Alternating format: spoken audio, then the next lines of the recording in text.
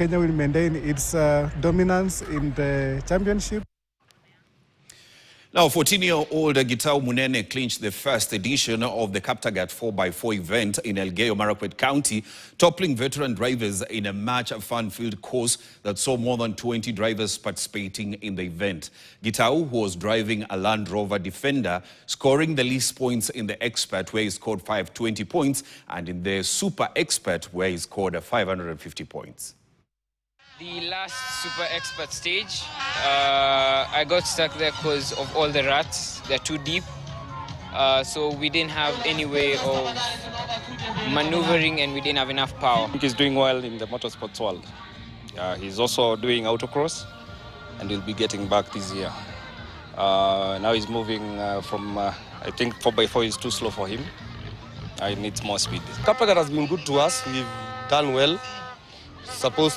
We've finished some stages we've not finished. Always as expected. Even inakuanga tu. It was too demanding. But as I tell you, Super Expert is not as easy. So they make it very hard for you to do it. But this one, I'd say it was more tougher, but I did it. Yeah.